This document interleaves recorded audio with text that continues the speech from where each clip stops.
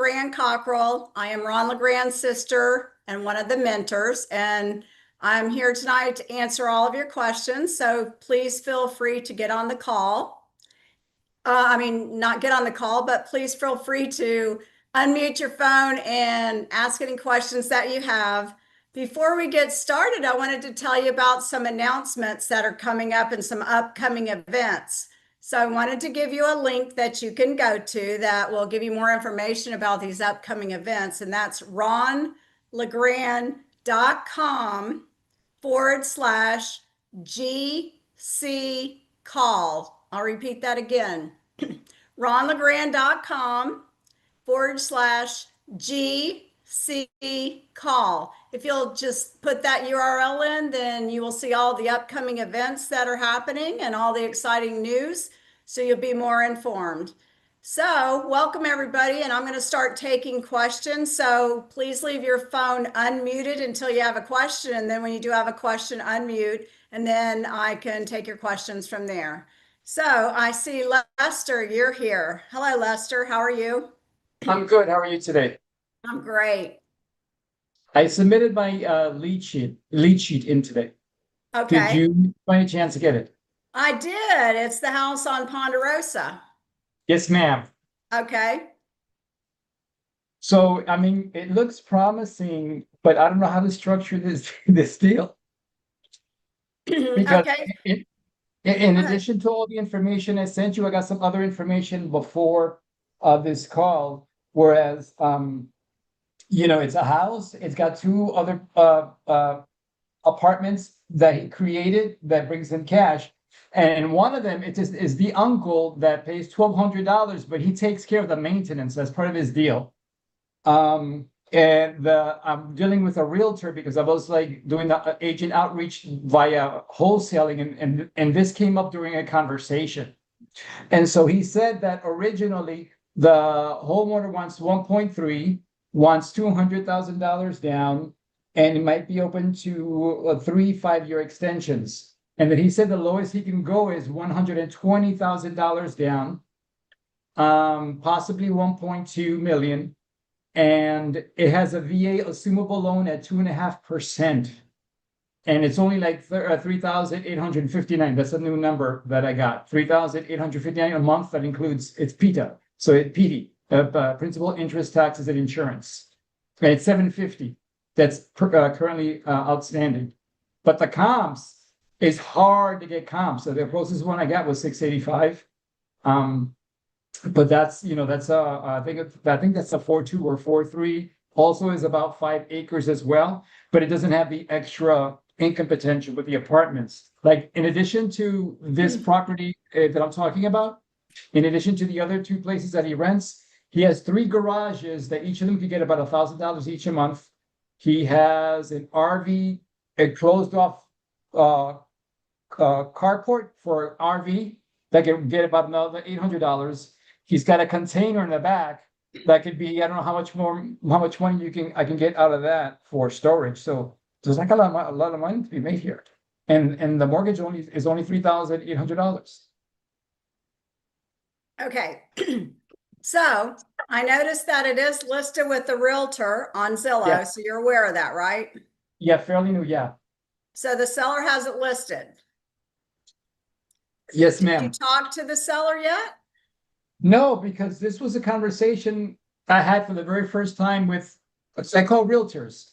And then during the course of the conversation, to try to get a wholesale deal, he started telling me about other things that he has, and this was one of the other things. Okay. So there's a couple things that we're going to discuss this, Lester. So first of all, if it's listed with the realtor, then you understand that realtors' commissions are due, right? Yeah, he's the owner will pay the realtor out of his deposit. Out of what he wants is $120,000 down, right? Yeah, as of right now, that's like the lowest he'll go, and out of that 120, he'll pay the 5% commission to the realtor. Okay, so the realtor's commission is 5%, and he will pay that. And by the way, he said the realtor said he could be flexible. You could take 2.5 now, and then whatever, get the balance later. So he's like not Okay. for money. So 5% of 1,200,000 is $60,000. Yep. Okay, so couple things. He's actually asking for 10% down, which is 120,000. Yeah. So let's talk about that first. What do you think if you were going to sell this and get a lease option deposit from your tenant buyer? What do you think you're likely to get from a tenant About buyer? 10%. How much? About 10%. Okay, so if you have to pay out 10%, where's there any profit? There isn't. Okay, so let's back up again. And so you're saying that he's asking you, he originally was asking 1,350,000, and then Uh-huh. he's come down to 1,200,000. And the Zillow's estimate on it is 1,280,000 or something like that. And then you can't find comps over 685. So first of all, we got to question the value, especially on high-end properties. You definitely want to have some equity in it and you want to have some spread. This happens to be in Florida, and right now, I don't know what's happening in your area. Let's see. Okay, I know where you're at. So you're not too far from here. You're Okay. not too far from Jacksonville. And so therefore, I know that that trend right now is downward in price. So you can't pay the seller what it's worth, if it's worth that.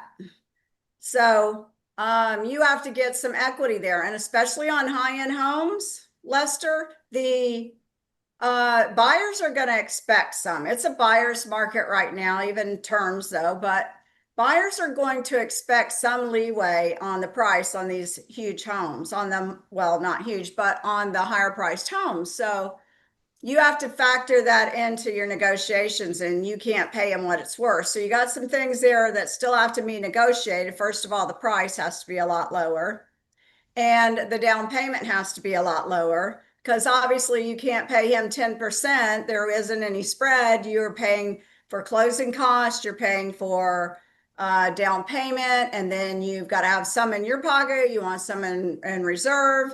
So you got to work on that first. So the monthly seems like it's pretty good, where you've got a payment of 38.59. That sounds pretty reasonable. I don't know what it would rent for. I'm thinking on a property like that, a whole lot more, maybe 63, 6,000 something. I don't know, but you do have some potential there. But now let's talk about this. Okay. This is one property, one deed with multiple properties on them. Yeah. So you cannot sell this individually. You can only do, for example, if your exit strategy is to do a lease purchase, you can only do a lease purchase with one person who would then sublease it out, correct? Do you see Yeah. that? You can't do Looking a at, lease purchase with three people, because three people don't have the right to buy one property. It's all deeded together. It's a yeah. compound. Yeah. So therefore, you would be buying on owner financing and likely selling on owner financing to one individual that that would be handling the rest, unless you were just in a rental situation. And Ron doesn't teach you to just rent properties. He wants you to do a lease purchase with a large non-refundable option deposit. So they have skin in the game, and you have that non-refundable option deposit. Yeah. So therefore, when you're looking at properties and evaluating them, then you're not looking to value that property based on, say, rent, like, for example, an Airbnb. Sometimes you can buy a property and you can Airbnb it, but you want to know that you could rent it to one person and cover it, that you're not limited to only Airbnb income. Do you see what I'm saying, Lester? You understand Yeah. that part? Okay. Yeah. So there's some things in terms that you need to work on this deal. And it sounds like it has some potential, but you've got to get much better terms than that. And so, first of all, you need to find out what the true value is, because if you're finding comps that are 685, you certainly can't pay him anything close to 1,200,000.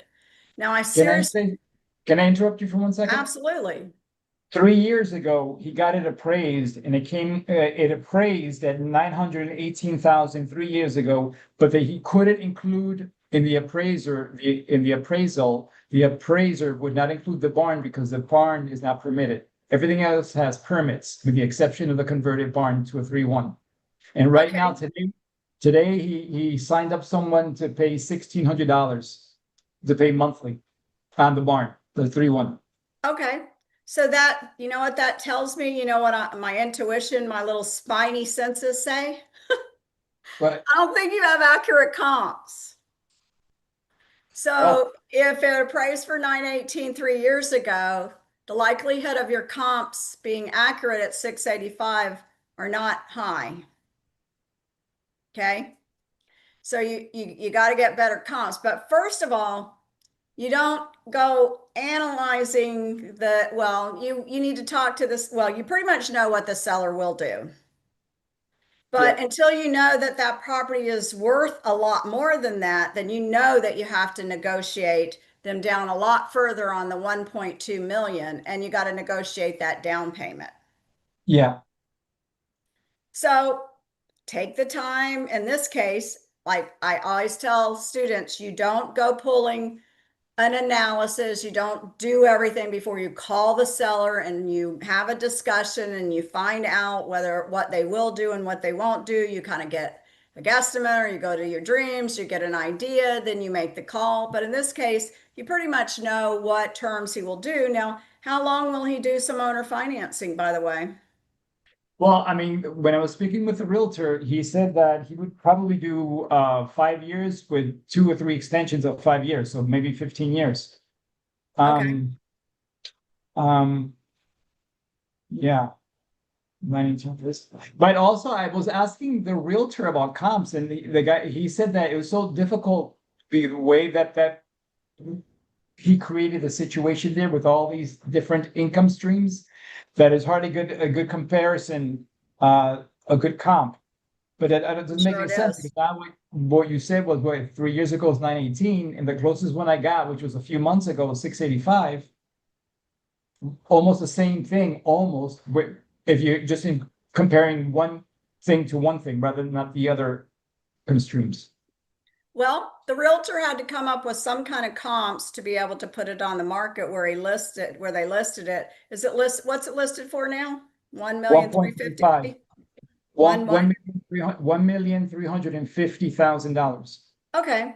Well, He's been you can, and this, Lester, is a very unique property. So you can list it for anything you want. yeah. Doesn't mean it's going to sell for that. Do you know how long it's been on the market? He's been trying to sell for a while now, for about I think a year. He was like putting it on and off on the MLS. I think he started at 1.6, 1.7, then he started dropping and dropping and dropping. And he just recently dropped another 100 grand. Okay. So what's that tell you? So it's not selling at that crazy price. Okay, so that means that someone's not willing to pay that price and it's been there for a long time. And see, this is why this is very unique. And you may even have to, I mean, he has an appraisal 3 years ago. I mean, I would challenge the realtor and say, okay, so show me the comps that you have that you came up with now, 1.35, 1,350,000, because I'm not seeing it, and see what they can tell you as far as what the value is now. But still, we know that we got to make sure that he's going to be able to come down on the down payment. So that's the first thing. You've got to call and discuss the down payment. Is that the least you can take down? Because right now it's not a deal Okay. What would be a deal? What numbers? as a down payment. Well, overall, and also what would be the exit plan? Well, overall, a deal would be you got to have a lot of spread in there. You got to know what your comps are, so you got to know Yeah, those two first, and then you got to get it for.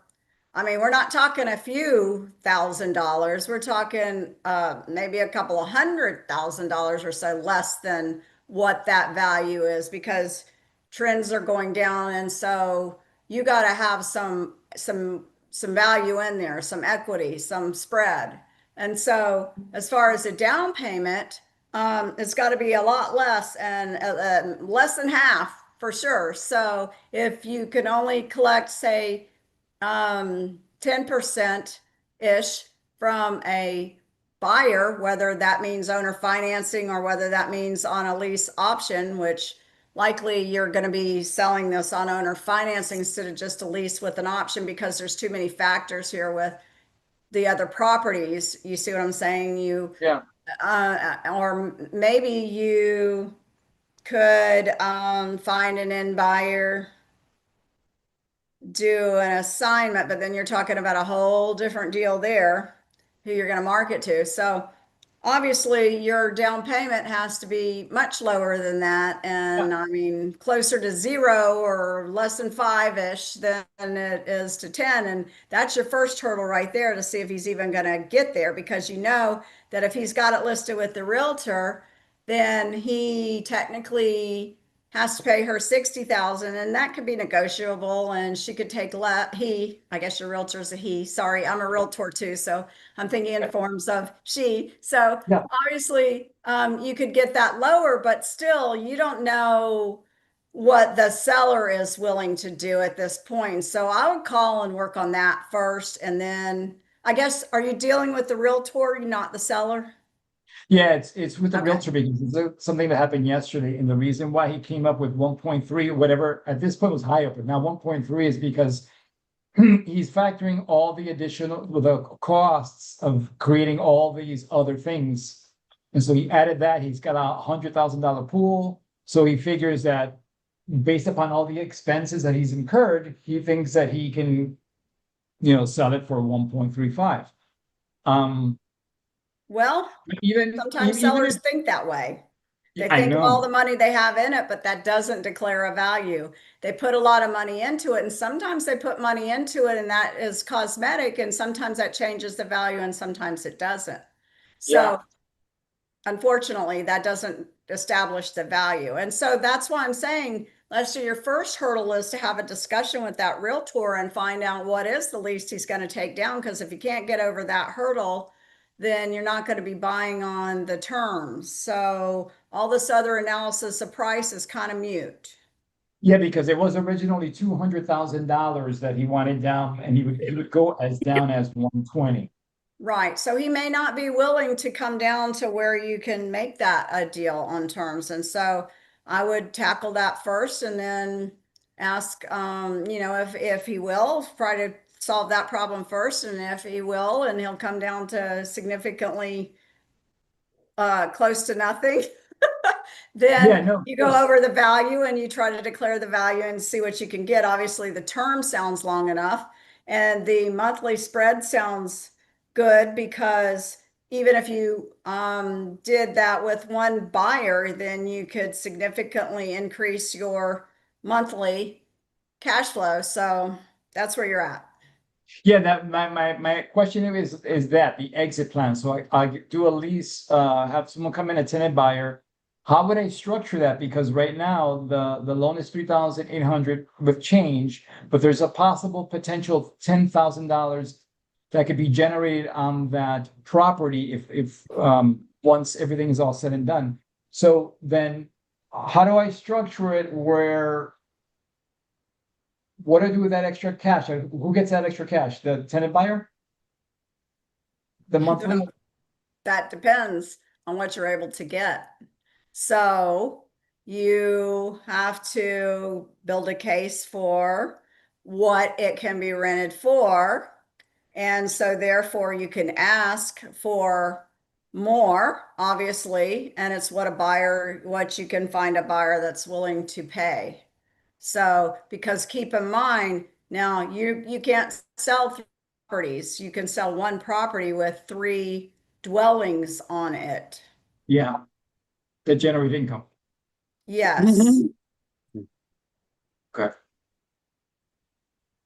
So if you, so first you got to structure the deal in there. Obviously, we want to have an exit strategy in mind and know the exit strategy. But if you look at it with selling on owner financing or selling it with a lease purchase, then you pretty much know that you're trying to get that non-refundable or that amount up front, and you want to spread monthly. I think you could easily get a good spread monthly. I don't think that's an issue. As to how much, well, that's to be determined. And so we're down to the down payment and the value, whether it's a deal or it isn't. Okay. Make Okay. sense? Yes, yes, ma'am. Thank you. All right, you're welcome. Thank you for joining tonight. Good luck to you. I hope that deal works out for you. Thank you. Who else has a question? I have a question. Hi, John. Hello. Barbara, I'm new at this and I wanted to start off wholesaling, and I have a lot of properties that I got driving for dollars, and I wanted to practice getting comps, and I'm having trouble with that. I went on to Dreams, and I went into what's it called? Knowledge something. Knowledge base. Yeah, I went into that. I looked at a video, but the video that the guy is presenting is different. The screen is different than what I have. And I can't follow, I can't do exactly what he's doing. And when I try to do what he's doing, I'm not getting the same response on my screen. Like I'm not getting that circle with the property in the middle. I'm just getting like a cartoon picture of the block. And then when I even touch on the other houses, nothing's happening. To give me information on what they sold for, when they sold, that kind of stuff. So I don't know what I'm supposed to do. I went on to that, like I said, I went on to that knowledge base, and it looks like maybe the presentation's old and it's different than what is available now. Okay. So hopefully it'll be clear on knowledge base. If it is not, there are YouTube videos that are there for training on dreams, and also there's a lot of YouTube. And also, you're not in the mentoring program, right, John? Yeah, I talked to Adel today. Okay. Yeah. Did you talk to Adel about that issue? Yeah, and he's the one he recommended to go through knowledge base. Okay. Well, go through knowledge base, and if you talk, and he can clarify that, but let me help you. So basically, you put the address in, and then there's a place where you just click where it says the comps. So, Well, that didn't come up on mine. What came up was, and I tried following what the video said, and if I remember correctly, it said he clicked on um I think it was pipe leads. Is that what it was? It was on the left, not the left column, but more to the left side, and it was like an oval to click on.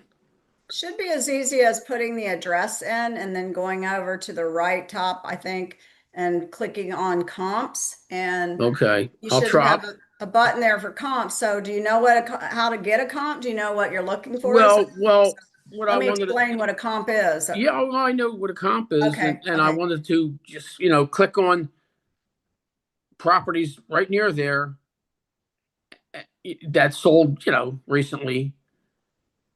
But that's not, when I hit on a property, nothing's happening.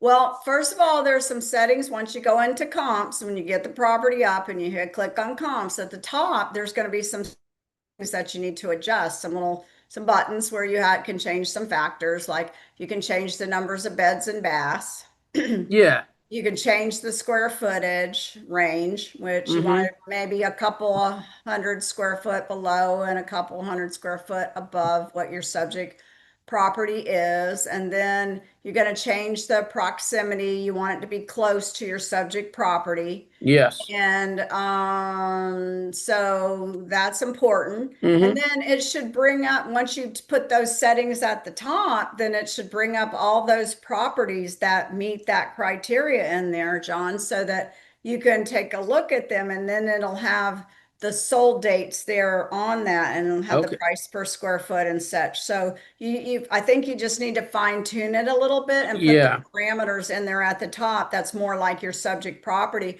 So you get more accurate properties that it pulls up closer matches to your subject property. Yeah.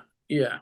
Okay. So So I'll go in and I'll look for the word comps or comparables. Yeah, just Look play for with a that. little bit. I'll hit on It'll be that. easy for you to see. I'm on this, so I don't have Yeah, the yeah, background to show you, but yeah. I'll just continue to play around with it. yeah, it You should be know. easy. Just play around with a little bit. And like I Yeah, said, you put the proper subject property in, right? yeah, Okay, well then you'll easily be able to find where you can do the comparables on it. And then yeah. just set your parameters at the top so you fine tune it a little bit. Okay. Yeah.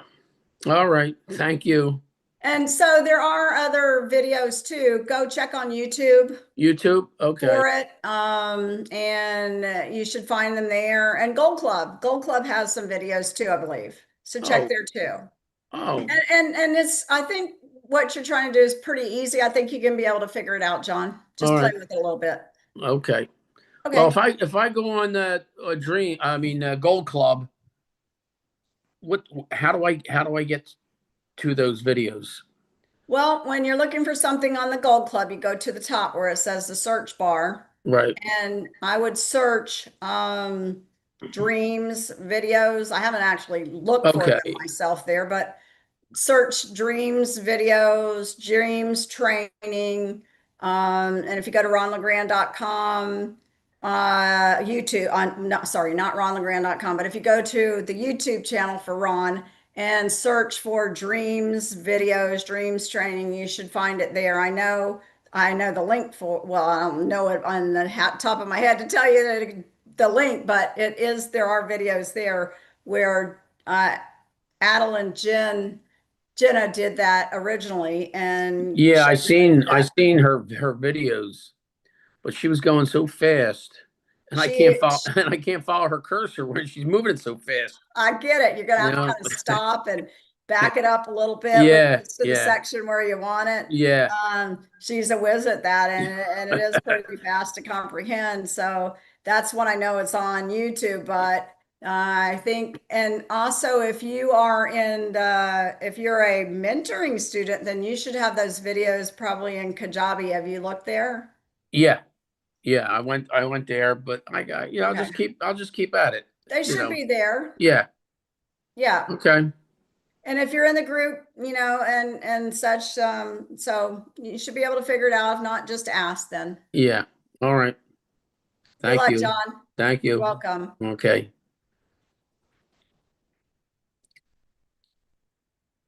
Okay, so who else has a question? Jump in the queue. See several people on the call, but nobody's coming forward. Larry, you got a question? You're waving at me. Barbara, Hey, Lenny, how are Barbara, you hey, doing? Good to uh, see you awesome. again. Happy Monday. Yes, good to see you too. You look awesome, Barbara, Thank you. as So do always. you. Yeah, thank you so much. I have a question regarding agreement. Okay, Okay. so an example. Let's say me and seller we agree on the price 100,000. Okay. By the way, can you hear me good? Because I'm using AirPods. Can you hear me good? Or I Yeah, I need to can hear speak you up. okay. I can Okay. hear you okay. Can you hear Okay, me so good? let's say, yeah, great. Yes, Okay. your sound is awesome. So seller financing, house is free and clear. We agree on 100,000, right? And the seller says, okay, I will do 100,000 if you do 5 years balloon and you pay me 500 bucks per month. And after 5 years, you have to pay me that 100,000. So Yeah, that's basically a balloon.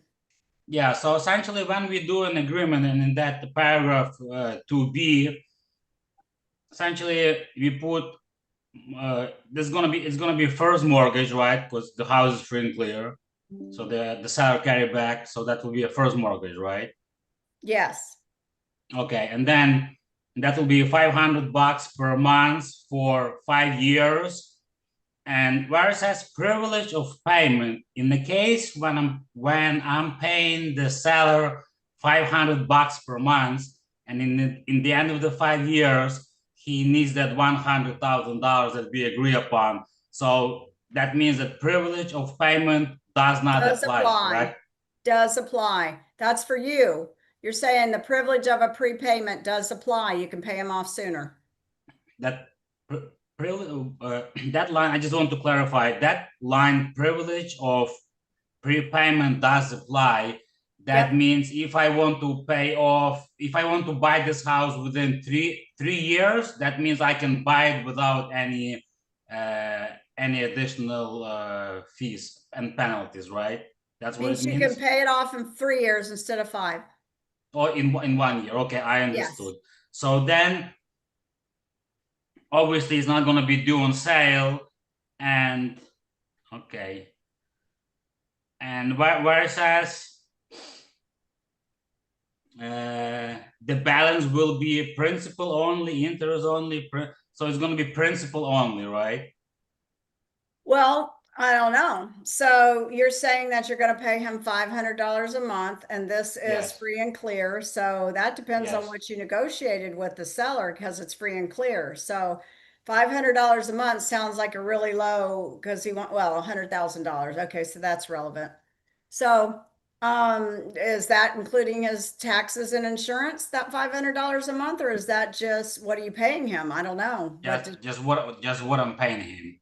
Well, what's that mean? That's just what you're paying him, but you still got to pay the taxes and insurance in addition to that?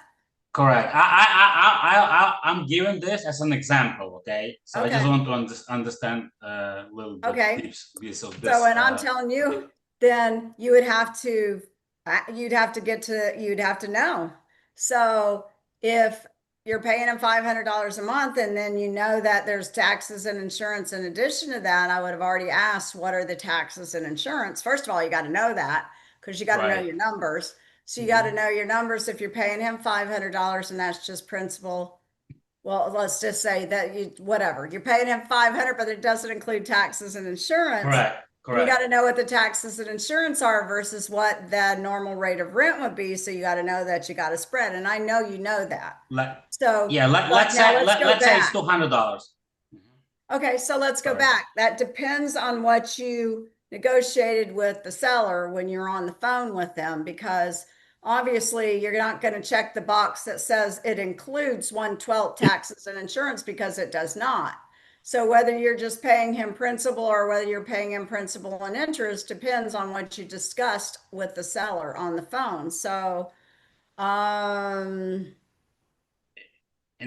so and I'm assuming that, well, okay, so this is a fictitious scenario that we haven't had a conversation. You're asking me questions, so this is going to be a discussion that you're going to have with the seller. So you're going to have to clarify that. Okay. I'll give an example, Barbara. So let's say the seller, he wants $500, and I know that taxes and insurance, that will be additional $200. So let's say the payment will be $700. So should I put that I'm paying him $700 per month, or I have to pay essentially those taxes and insurance from my pocket because I will become a new owner? So how does that work, and how should I put it in the agreement?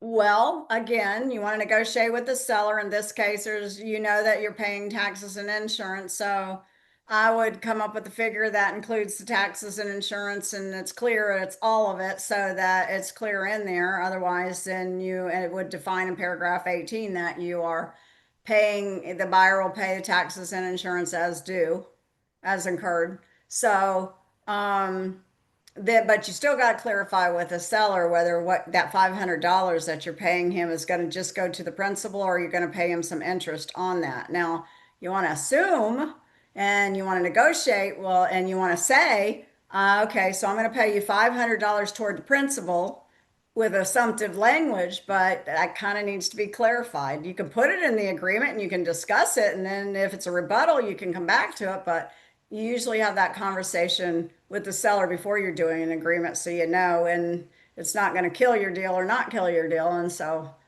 that's where you're at. So that $500, then you would know whether it's principal or you know whether it's principal and interest, but it's not going to include the taxes and insurance.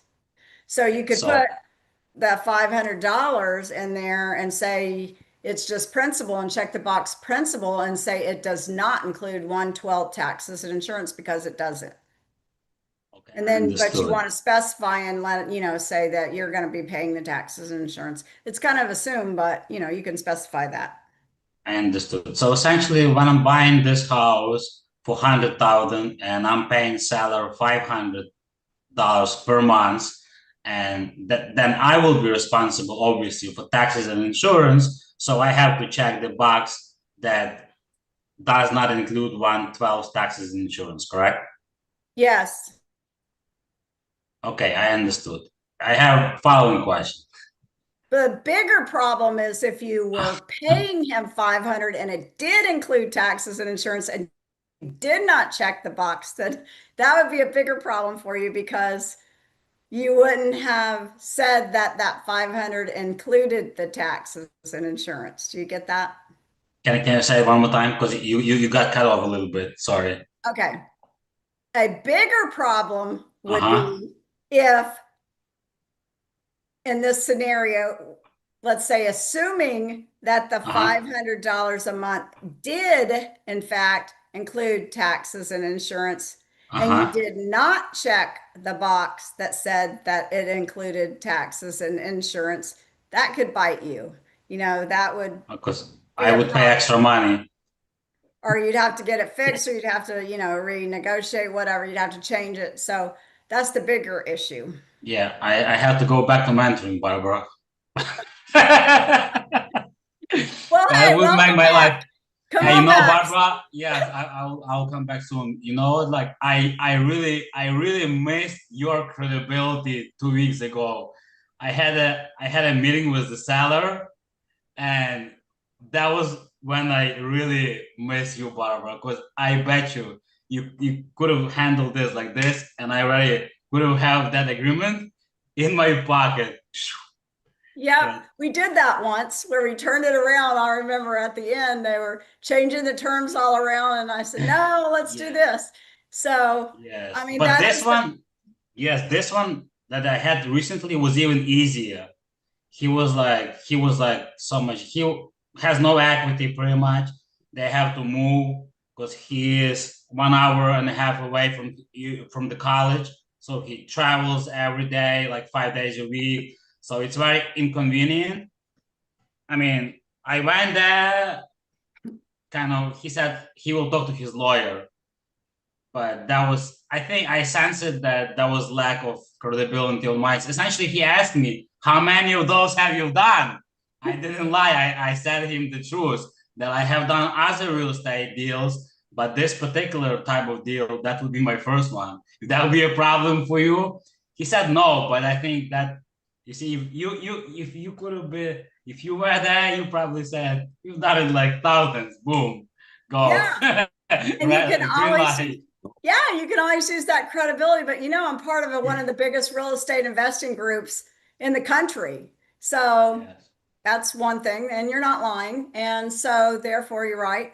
And let me give you something to say. When sellers say, I want to talk to my attorney, sometimes that's true, but most of the time it's because they don't understand. They're not clear. They're going to use that as a comeback, and they probably won't talk to their attorney. And so when they say that, well, you say, Mr. Seller, that's fine, but what is it that you aren't clear about? What can I help clarify for you? What questions do you have that I can clarify? And then you're trying to pick out in their brain and what they don't understand or what they're not clear about. And it helps you to understand what questions they still may have, because then you may be able to handle those questions right there and put them at ease. So that's a great thing to come back and just I I ask. I I asked that. Great. They answered that there are no questions here. We kind of we get it, but we have some. We just want to make sure that this agreement is legitimate and blah blah blah. Again, I follow up with them essentially a couple days ago, and I said like, "Hey George, did you? I'm just following up with you. Did you speak with your attorney? I'm ready to buy. I'm very interested." He's like, "Oh no, as I told you previously that I have exams, and I still didn't speak with my attorney. I think this is his attorney. Yes. So there you go. Yeah. Well, hey, by the way, is there questions that I can answer for you? What are your concerns that you think you want to talk to your attorney about? I'd be happy to discuss that with you and answer any questions that you have. That's your second opportunity to give them that feedback. And that's great because you're really good at following up. And that is important. Everyone, follow up is the key. This is their biggest decision, their biggest financial, it could be, not always, but one of their biggest financial things that they deal with in life is their house. And so you want to follow up, and they don't always make that decision. Like you said, he's busy with exams. Life happens. You know, we're all busy. And so just because it may not be now today, it doesn't mean that it's not going to be now tomorrow, that it's not going to be a yes tomorrow. So you got to follow up. So that is crucial, and you're good at following up. Yeah, following up is very important, because like this, like the past months, I got like probably like more than 50 leads, right, inbound leads, and there are some good ones, but I can tell that it's a follow up. It's very hard to make that sale right on the first call. It has to be like, statistically speaking, between second and eighth touch. So, That's and they have to exactly know, right. and they have to know you better a little bit, right? Because as you said, for us, we deal with this on an everyday basis. So for us, it's like our thing, right? Like buying, selling, whatever. And for them, it's like, oh my god, it's my house. Maybe it's Yeah. like the first and last house in their life. So it's a big deal. Sometimes we think it's not a big deal, but in reality, it's a big deal. We have to step in their shoes and look from their perspective, no? Barbara? It is a big deal. It may be their biggest deal because it's their house. It may be their biggest investment. And you're right. And that applies to all sales, that the follow-up and to make sales, the connection to get a sale is usually on the seventh, eighth contact, not the first contact. You got to follow up with in any industry, not just this. So that's crucial to be following up with them when you know that there's a potential there, when you know you got a prospect there. And so that's really important. Barbara, I have a following question. I had also another lead that essentially a realtor called me. She has a house on the market, and it's been like more than 60, 90 days, and the price is going down. So it got to the point where it's not gonna go anywhere more down, because probably even the seller will come up with some money to the closing table to pay the realtor and closing costs, right? So it's like super low equity, but it's a nice new house, 2 years old townhouse. And I spoke with the realtor. I explained her that's how we buy houses, that we essentially take over debt and we will be responsible for everything. We pay everything, and the seller will get back a note on the mortgage. And she's like, okay, I'll talk to the seller. And I follow up with her, and she's like, no, the seller is not interested, blah, blah, blah. And I asked her, like, but you understand that I asked her, what's going to happen to this property if she's not going to sell? And she said, oh, she's gonna rent it. I said, like, but she's not probably gonna get rent with her mortgages, because she disclosed what is her mortgage. So it's very tight, right? So for us on lease option, we probably still can get that break even, because our tenants buyers, they pay a little bit more than regular tenants. So for us, it might make sense.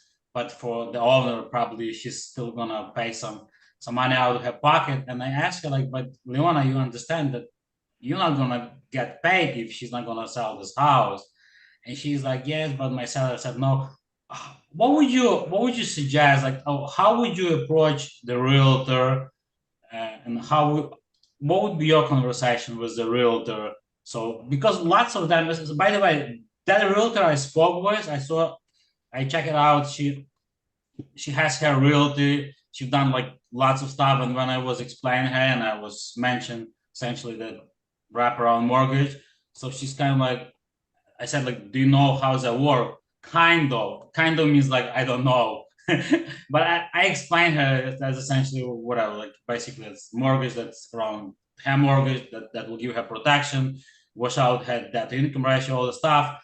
And how would you approach the realtor, and what kind of conversation would you have, Barbara, with them, as you are the realtor? So you probably have some tricks. Or Well, some Ron will language. tell you that it's very difficult to convince a realtor to convince a seller to do owner financing because first of all, there has to be their fee paid, and then the seller may want some down payment. So then that cuts into your profit because you obviously have to have low down payment.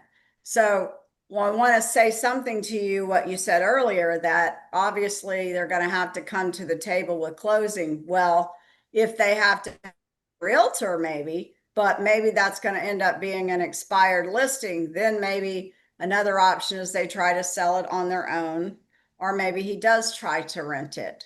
So that is why mailing to and trying to seek out low equity with expired listings is a great lead source because there is not money to pay the realtor and pay closing costs.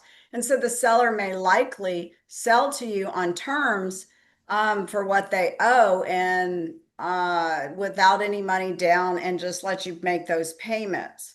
So I don't know that you're going to convince that realtor because obviously she does not understand the process and she doesn't know how to convince him to want to do that.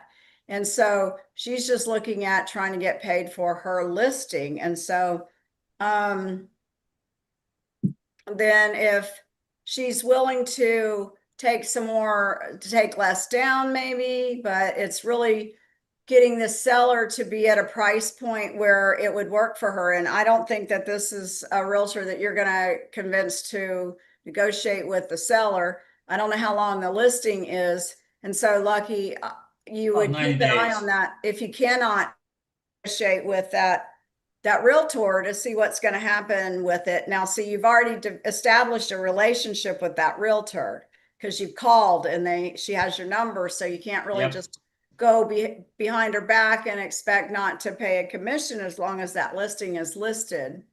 So, but if it expires, then, you can contact the seller. So you can just work with her and then you're right. You could do a lease with an option to buy wherein there is no money down and well, no money to the seller down, but then still with the realtor having the listing, then there's still money expected to pay for her. And that could be negotiated, I guess, if they're at the point where she's about to lose the listing. And then you might negotiate a little down to, well, not with a lease. So you wouldn't want to pay any down with the lease. So it's going to be a difficult situation trying to work with that realtor for those reasons. So you just better go and find that low hanging fruit, huh? But you definitely want to, and if this was not listed, you would definitely suggest to the seller that maybe you just do a lease option if that's possible, if they don't want to do owner financing or, there just isn't enough for you with the closing costs, but there's some spread or something in it for you. Yeah, but Barbara, in this kind of situation, how I look at those low equities that were purchased a couple of years ago, that the payment is pretty high. I think it's better to buy them and get the ownership instead of do a lease purchase because the payment is pretty high, right? So when I own it, I can get close to it, and if it's a low equity, so I can essentially get like the full 28 or whatever years term. So I will catch up somewhere at the year, I don't know, 5, 6, or 7, maybe 8, and I will start making my money. Even though even the year 1, 2, or 3, I'm still getting that depreciation, right? So that's, I don't know, that's like 6, 7 grand just taxes right off, right? Well, What I'm so saying. go ahead. What I'm saying, I think like the lease option from the seller, where the payment is kind of high, it just doesn't really make sense, right? What Well, would be my if the exit payments are strategy? high with the seller and they're too high for what you can get from a buyer, then you don't want the deal anyway. With there no equity in it. Yeah, what And I'm so saying, you if there always is, want to be able to buy if you can and have control, unless it doesn't make sense, because then there's closing costs to be paid and there's just not enough equity in it. And so you could do a lease option if if all you have to gain is a monthly spread, then yes, you could do a lease option so you didn't have to go to closing and pay closing cost and pay anything down and such. So, and then you try to find a lease option buyer and maybe you assign it or and you get out of it.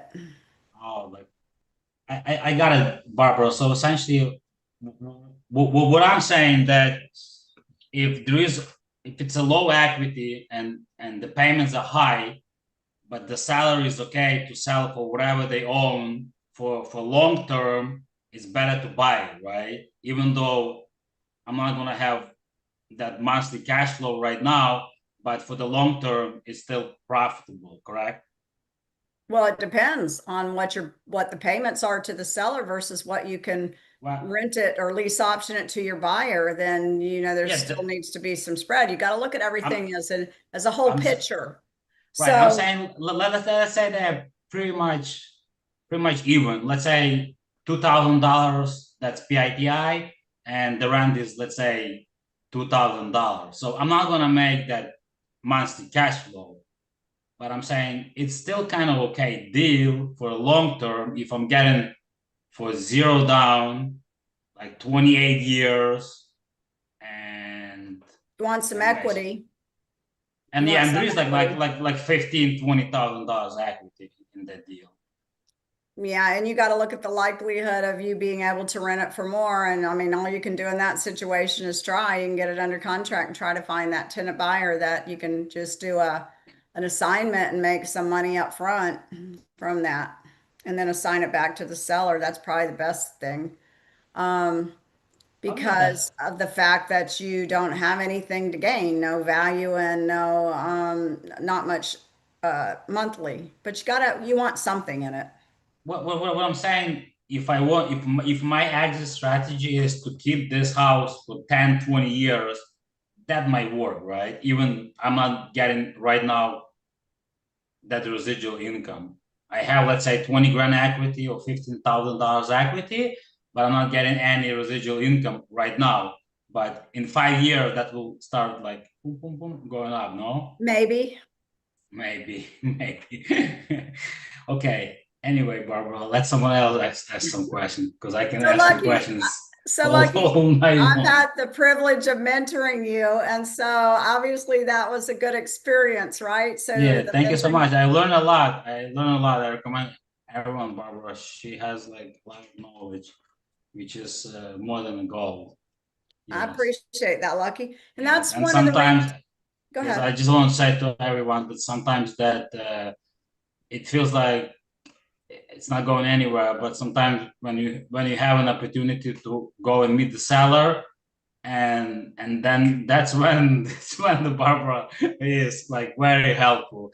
So you might do like 2 3 months nothing and nothing is happening. Then you have that appointment and you got motivated seller, and then you're going there and you have obviously no matter what you're gonna have some stress and some little bit anxiety because it's normal. That's not what because you're not going to those salary meetings on an everyday basis. It happens like once in a month, I don't know, twice in a month, maybe once in a couple of months. So then you are there on the spot. Even if you did the rehearsal in your head night before, you're still there. You still it's a first. It's a novelty for you. And then but then when Barbara stepped in and she just handles like a pro. By the way, she didn't pay me anything. Thank you, Lucky, for clarifying Yeah, that. And I you're appreciate welcome. you. I loved working with you, and you're great, and you have a bright future, and you're doing really good. And Yeah, thank so you, you Barbara. just hang in there. And you're right, because that is what a mentor can do is provide that insight and provide that experience that you may not see it because we don't know what we don't know. And so that is the experience and insight that I and other mentors can provide for you during that time. And so it's also important to know that human nature, most of us, we're built to be in a protective mode. That's just our body or mind. Um, that's the way we are. We try to protect ourselves from danger and that is natural for us. So we tend to err on the side of not taking the risk or second guessing it or questioning it or fearing it. And so that's just the way that our bodies are made. And so it takes sometimes insight to get you out of that and to see the other perspective. And Ron has taken as much risk as humanly possible away in the way that he teaches the students to structure the deal so that you don't have that risk, but you do have to take that plunge forward when you know that it's a deal. Or sometimes you're right that it takes the insight of a mentor to evaluate that deal because you're just not sure without the experience. So you got to keep at it, and appreciate you saying that, Lucky. And Sure. And another thing I want to say to everyone, that when you are started, that really that those leads on everyday basis, you have to go and get a lot of leads, because most sellers, they are worthless. So sometimes we have 1 or 2 leads and we think like, oh my God, and you pray on that lead and then they ghost you, or like they whatever, and you think it's the end of the world. But if you get in those leads like every day, or like every second day, you get in, then basically it's easy to filter, and it's easy, just like Barbara just said, it's just so much easier just to pick that low hanging fruit with almost zero risk, as Ron is teaching us. So then we will be able to essentially just say, okay, I'm not gonna take this much risk, I'll take just almost zero risk because I have this opportunity. But if you don't have those leads coming in, this business is not gonna go anywhere, guys. This is it. You just have to go and get them on your own, or you have to pay them for whatever advertisement. And you want to do it on your own, you gotta sweat a little bit, or if you wanna someone else get it for you, you gotta pay for it. Simple as that. Either way, you have to pay one way or another. Yes. well, I commend you for being an action taker, because you have. You went out there and you put those signs out, and you get a lot from the banded signs. You did some other marketing methods that was creative out of the box and to get sellers to call you. And so you are taking those steps, and you're right. And you got to get a lot of leads coming in, because most of them will say no. And when you know that, then you will be armed with knowing that you have to generate the leads. And so the other thing is that human nature is most of us tend to be negative. That's our thought processes. Is a lot of times we're in the negativity. And so if you're not getting a lot of leads and you're not making those seller calls and you get a little bit of rejection, and say, oh, well, no sellers want to do terms. Well, only the 5 you called didn't want to do terms, but that's not true. And so you have to have a lot of leads to know that there are sellers out there that will do owner financing, but you got to get more than the 5, and you have to be able to understand that that rejection is going to come, and you don't take it personally. And so you continue to think positive, you continue to believe that it's going to happen. And that's what I commend you about, Lucky, is because you did what Ron says to do. You're taking those processes, you're making those steps, you're generating the leads, you're going through it, you're learning, and you're growing. And that's very commendable. And I appreciate everything that you shared with the students tonight. That's been really helpful, I believe. Thank you. Thank you, Barbara. I'll mute myself. I talk too much. No, you don't. It's good. Most people don't talk enough. And I used to not, but I guess I am now. So, all right. Thank you. Best of everything to you, Lucky. And hey, if you want to come back, come back. Yeah, I know. I will come back. Okay. I will be back. Okay. I'll be back. I love it. All right, guys. Who else has a question? That's a great picture, Lucky. I love that.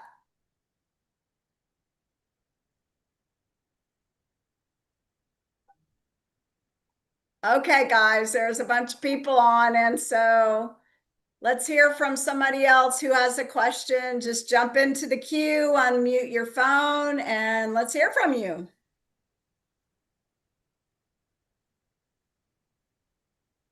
Barbara, Yes. I want to say something before someone say. I just want to say to there are quite quite a lot of people down here. I just want to tell to tell everybody, just tomorrow go to Zillow, pick up, go to your city for sale by owner, and make that call.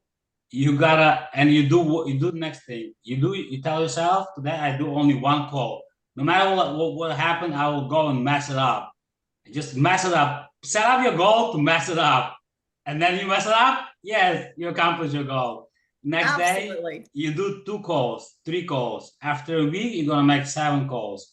After 2 weeks, you're gonna make 14 calls, right? If you want to do a break on Sunday, then you're gonna make 12 calls. But that talking to sellers, that will obviously using the scripts and everything, you will see you will be really suck at the beginning, then you're gonna get a little bit better, and then you will become really good. But just listening all this great stuff is it's without applying, that's nothing. And right now, if the best thing and the cheapest thing and the zero essentially cost, zero cost out of your pocket, just go to Zillow, pick up any for sale by owner, and just make the call and have the conversations. Because if you are not making those conversations, guys, you are far away from those big checks. That's it. You just have to talk to people. You have to talk to a lot of people. That's it. Just that's my challenge to everybody. Make at least tomorrow at least one call. It's uncomfortable. You're gonna feel like very bad, but just do it. They're not gonna hurt you. I promise you. That's it. That's awesome. And thank you for sharing that. Yes, You're you're so welcome. right. Yeah. And so, guys, we have a choice. We can think negative or we can think positive. It's truly your choice. So, most of the things that we fear don't come about, they don't happen. And you're making it all about yourself. Just pick up the phone and make the call and don't make it about yourself. And so just do it anyway. And what, like you said, is so true. So the only way you're going to get better, as Ron said, everybody sucks in the beginning. And so the only way you're going to get better is to have that experience, to make those calls and to make it happen. So just want to encourage everybody to do that, as Lucky said, and just go out there. Even if you screw it up, so what? You wouldn't have got that deal anyway. So it's just a learning experience. So make it happen. Hey, Bobby, how are you? I'm doing good. How are you? I got a I'm good. question for you. So, Okay. trying to absorb everything from class, which has been what, a month ago now, trying to understand how I can.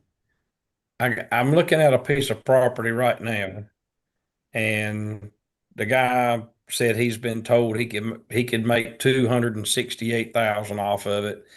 And after spending an hour walking around on the property and me crawling under the house and looking at it and everything, I was able to get him down to 200,000. And he told me that's the lowest he could go.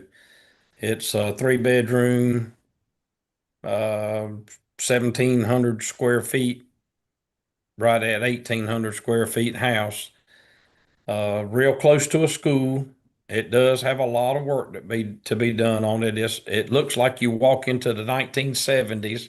The lady that lived there was his mother-in-law, and she was 95 when she moved out a couple months ago, and they're having to pay for assisted living. So he's in a bit of a bind. He called me again today. I'm sitting here trying to figure out how I can finagle this deal, and I got him put off for a couple more days, but I'm trying to figure out how to make this. Of course, I don't have a private lender right now. I have stumbled across one potential opportunity, but they want astronomical, like 20% plus interest.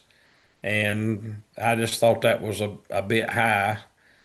I'm just trying to understand how to make this transition happen, and I probably won't on this one. I just ain't quite prepared for it. But to make the transition from me, from them to me, and then me to somebody else without me having to come out of pocket, even if I was just to do a quick sale, um, can you kind of walk me through how I could do that if I was just to kind of resell the thing? And then if that don't go through, I'm stuck with trying to buy it, and I hadn't done anything with a loan yet. So, and like I said, this deal may fall through because I'm not prepared, but I was just trying to see if there was a way I could try to pull something together. Okay, well, Bobby, first of all, you haven't discussed the terms of the deal and whether it is a deal. You haven't mentioned whether the seller wants to do owner financing or not. Did you talk to the seller and ask them if they were willing to do owner financing? And so, On mute, it was off. Like, it wasn't off, it was muted. But, you know, yeah. hey, guys, can you mute your phone if you're not, Bobby? John, can you mute your phone, please? Let's see, it's 8:06. Oh my goodness, you got out. All right, Bobby, I'm just gonna have to talk at you because our talk over John. I don't think he realizes that he's not muted. My phone said 2 minutes ago. Okay, so anyway, Bobby, so first of all,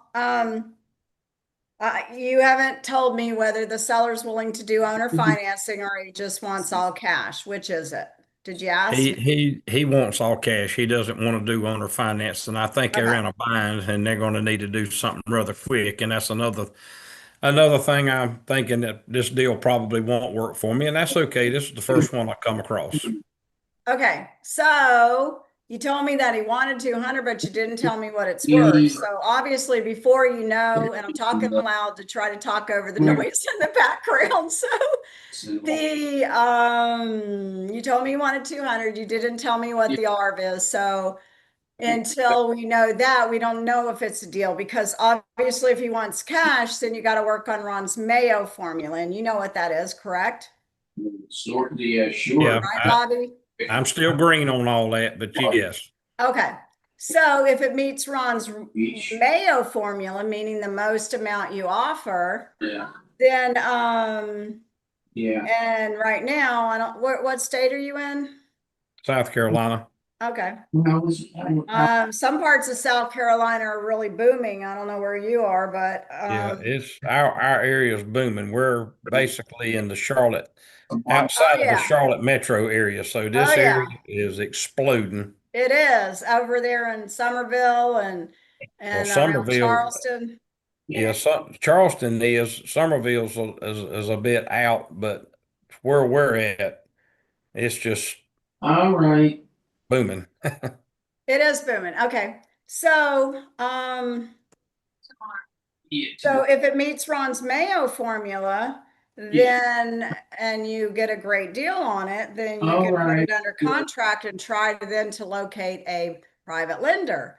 Just because you talk to one doesn't mean there aren't others out there. When you get a deal, it's much easier to find a private lender once you have a deal locked up, because then you can talk to everybody you know and see, and you will find somebody else that's better than, it sounds like if somebody wants 20% in interest, that's probably a hard money lender, not a private lender.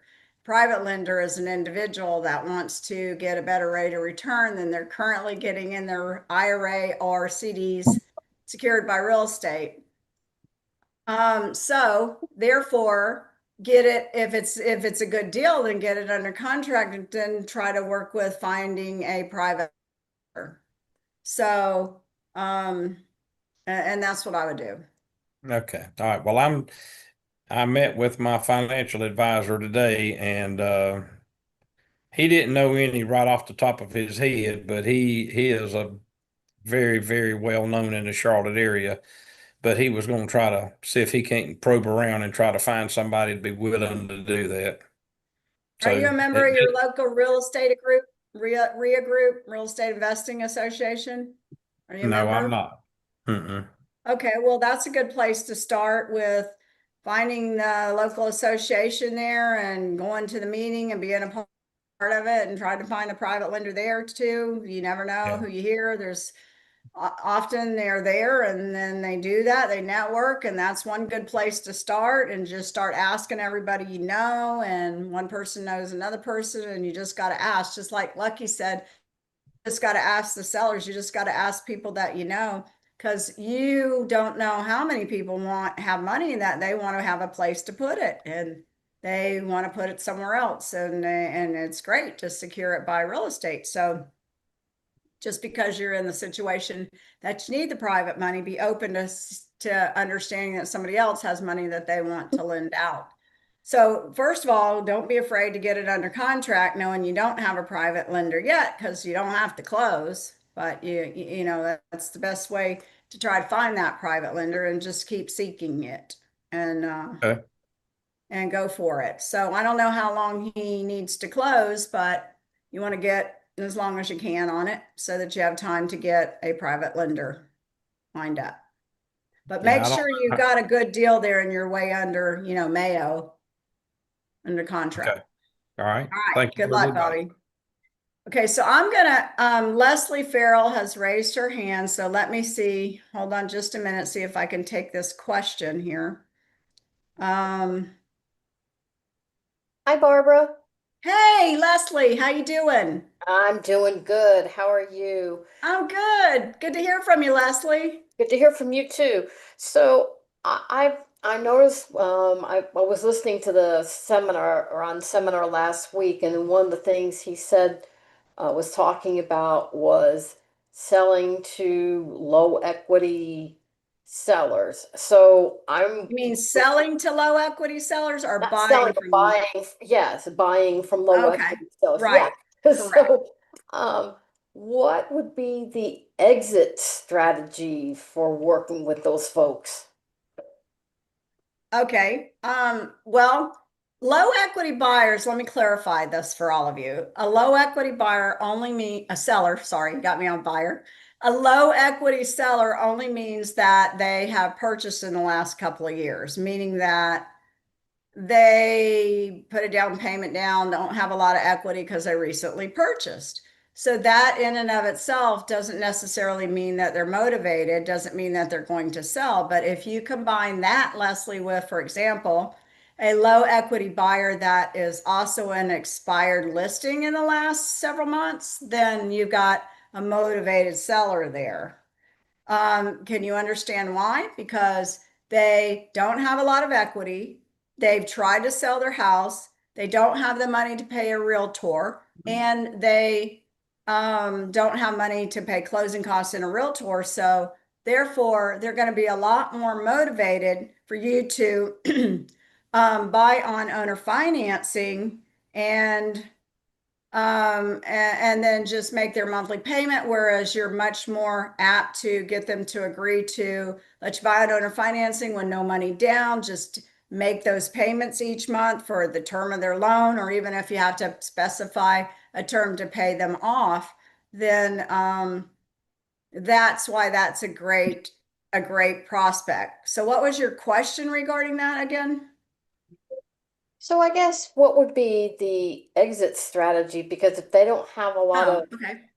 yeah, equity, I mean, would you hold it, or maybe if you were allowed to assign the contract to Yes. someone else? Yeah, so your exit strategy, depending on the deal and how much spread there is, and whether you got some equity or you don't, because sometimes because they might have put some money down, well, it's low equity basically, but there might be some equity, and we don't know how much that is. So if you have some equity in the property and there is a little bit of leeway on the payment, then you know that you could make a spread on the payment, and you know you can get it for a long time. And so therefore, like Lucky and I were discussing earlier, the sweeter the deal is when you'd want to stay in it. But if it's skinny and you really don't have a lot of equity and not a whole lot of monthly spread, you got to have something to make it worthwhile. You don't want to just take excuse me, you don't want to just take on a problem. There's got to be something in it for you. So if there is some spread, then your exit strategy could be either to buy on owner financing and assign the contract, or to buy on a lease purchase where you don't have any closing costs that you have to pay. So therefore, you're getting in it with nothing, and then you would find a lease option buyer and assign that contract if there's just a little bit to be gained by getting an assignment fee, since there wouldn't be a whole lot of monthly spread. So if there's some monthly spread, then maybe that's what's to be gained. So you got to look at every deal objectively and say, what's in it for you? Where's the profit for you? Gotcha. So is there a website where you can check to make sure that your state allows you to assign contracts? Because I know Ron was talking about at least 4 states don't allow you to do that right now. So is there a website that you can go to check your state? I don't know if there's a website that you can go to, so you can you can Google that information, you can research it in your state Okay. and find out. You can ask your attorney's office. I think you're in Georgia, aren't you? Yes.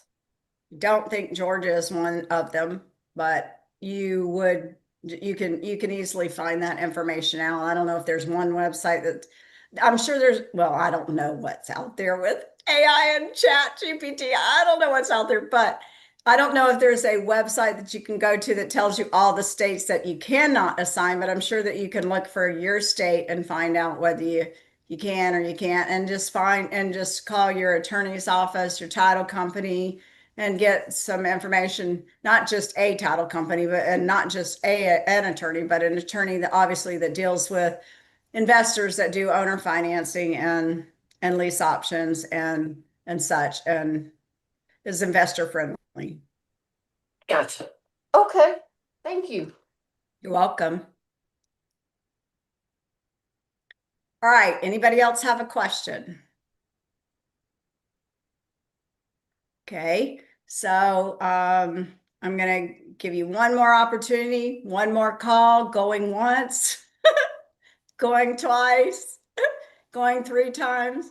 So I guess that's all. So again, everyone, I want to tell you again, for those of you that came on the call later, that if you will write down this URL and go to this, then you'll find some upcoming events that are happening, and you'll see some opportunities for you to learn more. So write this down. Go to ronlegrand.com/GC call, and that'll tell you about the upcoming events and opportunities that are available to you.